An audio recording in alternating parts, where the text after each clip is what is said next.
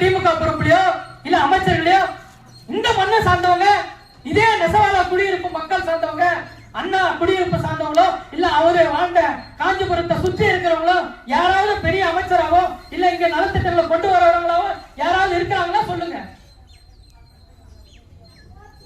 அண்ணா ஆரம்பிச்ச கட்சி அவர் இருக்கிறப்ப இருந்த திமுக வச்சிட்டு இருக்கான். இன்னமும் அண்ணா பேரை சொல்லியே உருட்டிட்டு இருக்காங்க. காஞ்சிபுரத்துல அண்ணா மண்ணோட போயிட்டாரு, அண்ணாவோட கொள்கையும் மண்ணோட போயிடுச்சு. அண்ணா ஆரம்பிச்ச கட்சியில இன்னைக்கு அண்ணாவோட குடும்பத்தை சார்ந்த ஏன்னா இருக்காங்களா? அண்ணா பிறந்த மண்ணில சார்ந்தவன் எவனாவது கட்சியில மிகப்பெரிய பொறுப்புல இல்ல. இப்படி தினம் தினம் விடிகிற காலையில மக்கள் படுகின்ற பாடு இருக்கே அது அரும்பாடு. இப்படிப்பட்ட ஒரு ஆட்சியை கொடுத்துட்டு விடியல் ஆட்சின்னு சொன்னா நாங்க எப்படி ஏத்துக்கிறது நீங்க சொல்லுங்க. இதுக்கு பேர் விடியல் ஆட்சி.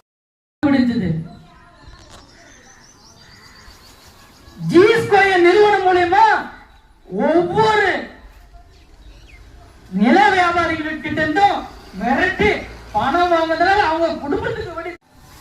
நாம பகுதியில எல்லாம் எப்படிப்பட்ட மக்கள், இந்த பகுதியோட பேர் என்ன தெரியுமா? உங்க பகுதி நெசவாளர் குடியிருப்பு. அறிஞர் அண்ணா நெசவாளர் குடியிருப்பு. அண்ணா யாரு? நம்ம காஞ்சிபுரத்தை சேர்ந்த